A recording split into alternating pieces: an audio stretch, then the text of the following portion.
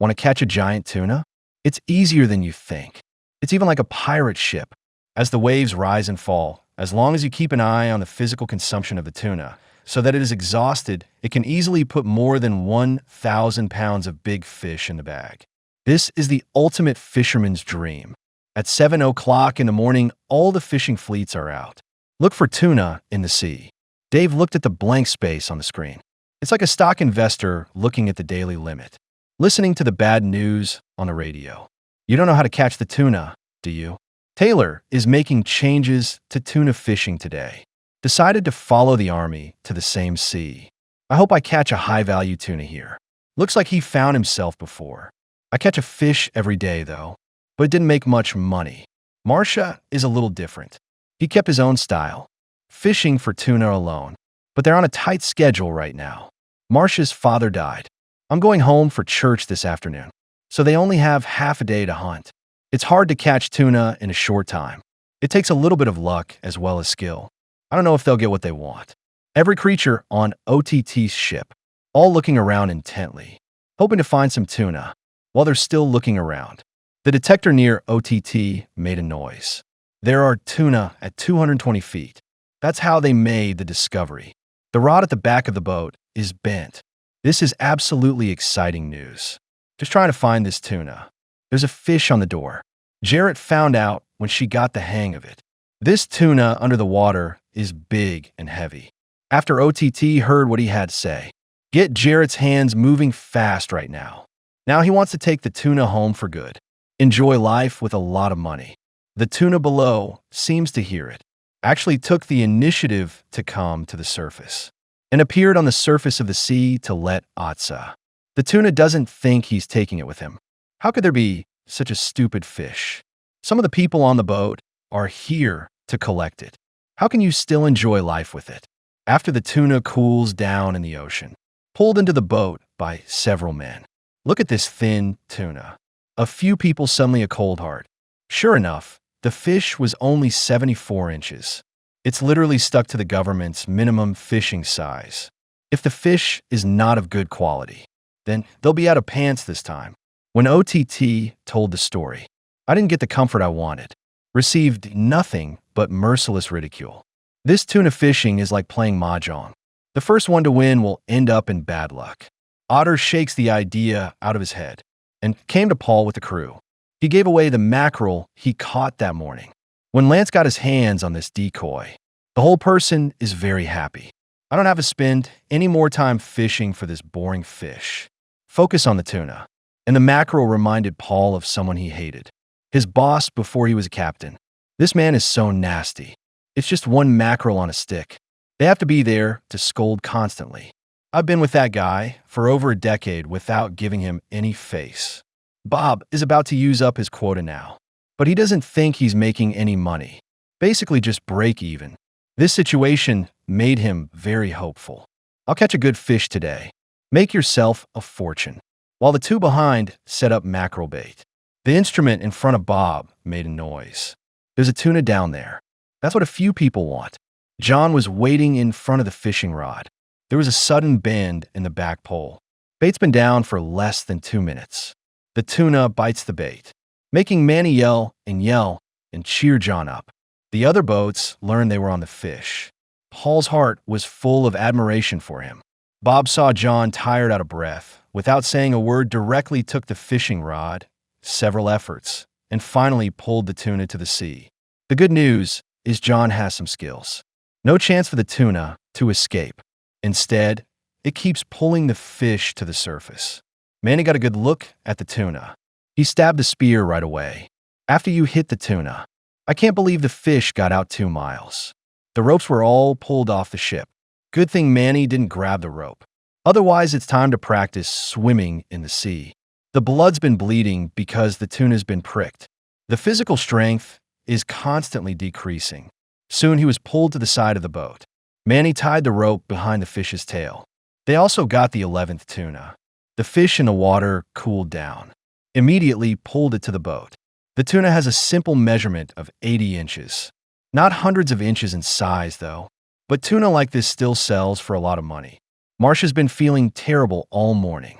Not a single tuna was in sight, all looking at the endless sea. Helpless, Marcia can only pack up the equipment to return, ready to go home to worship his father. If he could hit the F5 save button in real life, he would have crushed it.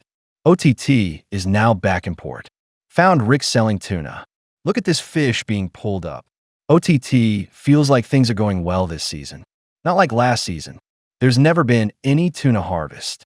Watching other people get fish after fish. And all I could do was watch.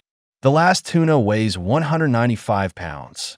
Although I knew the fish wouldn't be heavy. But OTT couldn't hide his sadness. If this tuna is of poor quality, well, that would be a really bad day. Rick looked at the fat on it. It means there's a little bit less. But the color looks pretty. The core also has good transparency. We can get the price down to $22 a pound. Although the fat is not much, it is evenly distributed, and the buyer gives a good price. Otter and his team won $4,290 and didn't have to worry about losing money. He might even make a little bit of it. Taylor found out about the other fleet's communication channels. The radio was tuned in right away. Chris then suddenly found himself in front of the sea. There are some whales playing acrobatics. That's when the instrument in front of Tim beeped. Clearly, there are tuna under the water. And by the looks of it, it's not minnows. Chris and Danny set up the bait right away, trying to get this tuna on board. After all, the whales are bubbling. It attracts whales and sand eels. These two kinds of fish are also favorites of tuna. It's bound to attract tuna to feed. You just have to lay out your bait. You can sit back and wait for the tuna to bite. Several people waited for 10 minutes. One of the rods suddenly bent over. Chris immediately stepped in to control the pole. Before the tuna pulls the rod into the sea, Chris watched the fishing line above fly out. I think this tuna is definitely bigger than I thought. Probably more than 100 inches. After getting Danny up to speed, I stepped aside and gave instructions. Give Danny experience fighting tuna. Taylor had already finished adjusting the radio. This guy's a little bad. After greeting the crowd, he started to mentally attack Bob. And the name of his boat, the Evil Pizza. That sounds like a nice name. I'm getting a little hungry. Although his attacks are quite frequent. But it doesn't kill anyone. But Tyler does have a sense of humor. Gave him a nice nickname, Bicep Bob. It was also approved by other ships. Looks like he's going to carry that name with him forever. Probably a nod to the name. Bob began to communicate with Taylor. I just don't know what they said there, you know? Half an hour later, Bob came to the port, ready to sell his 80-inch tuna. Although the front and Taylor cursed for a long time. Let their inner pressure to relieve some. But this fish is still a little small. It weighs only 220 pounds. The color of the fish looks good. Skin fat has a nice look. But the quantity is a little small. And the core is not very good. Only $17 a pound. Made a few people $3,740. Tyler's going through a lot right now. He had some contempt for them. Now they've caught a lot of tuna. While he's still out here laying mackerel bait. There's not even a hint of tuna in sight. All I can do is watch the old, silent detector sit there. After watching it for more than half an hour, suddenly there are fish 150 feet below the surface. There's also a 90-degree bend in the back rod. One of the fish bit the hook. In order to have good output environment, Taylor immediately moved the rod to the stern of the boat. Look at the pole that stays bent. Marissa thinks this one is absolutely huge. It must be bigger than Bob's tuna. To keep this big fish from getting away, decided to take out the mental response of 11 points. You can watch the noise coming back from the fishing rod. I'm afraid I'm going too hard. Pull the line straight through. Had to get Tyler to help. With the cooperation of the two, the tuna soon lost its strength, began to rise slowly to the surface. This greatly increased Marissa's confidence. Now it's just a matter of steady operation. I'm sure I can pull the tuna to the surface. 10 minutes later, the tuna came to the surface. This is clearly a big fish. Taylor immediately picked up the harpoon, right on the body of the target.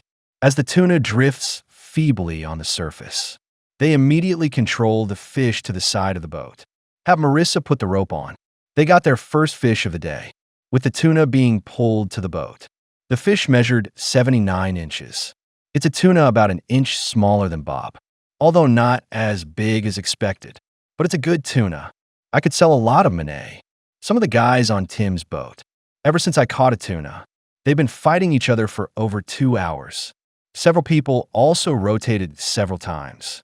This fish still has the strength to run away. It was unbelievable. As the clock ticks down to 5 hours, Chris is still fighting tuna. But the good news is that the tuna has pulled in dozens of feet. Don't look at the short distance. That's a sign of hope. That's the distance I can't get any shorter. The tuna kept circling in the water. There was no sign of exhaustion. Chris is tired now. The tuna keeps running away. Even after Danny took over the fishing rod, I can still run far away with my fishing line. This is very surprising. Paul is in a good mood. There was no anxiety about not being able to catch tuna. I was even in the mood to play mackerel with Lance. Looks like he was abused by his former boss. Paul is very open about a lot of things now. Not to mention, many people think the two will not do well, but it is now firmly in 4th place. For snatching the title this season, there is still a great opportunity. That's when Dave got in touch with Paul, trying to get some intel. But Dave's got some weird luck. When you can't catch any fish on your side, contacted a random competitor, so this guy can spot tuna. Paul's rods are bent in the back.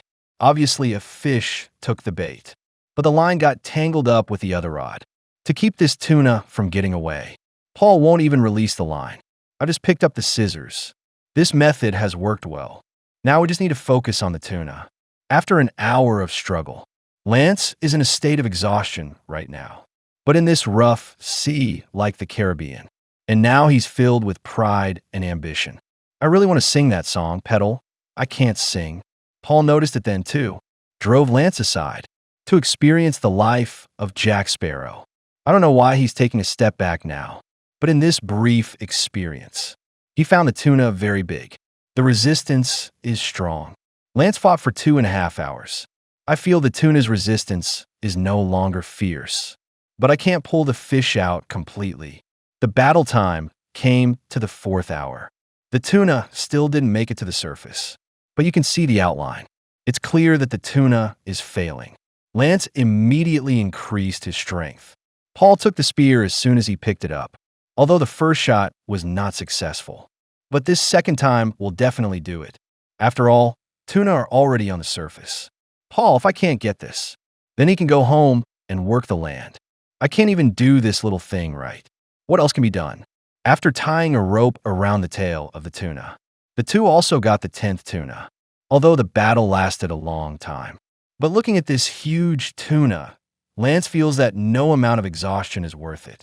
After half an hour, they finally managed to pull it up onto the deck. I have to say this tuna is really big. It's 104 inches. It's a lot bigger than I thought. And he looks fat. It's a hell of a day today.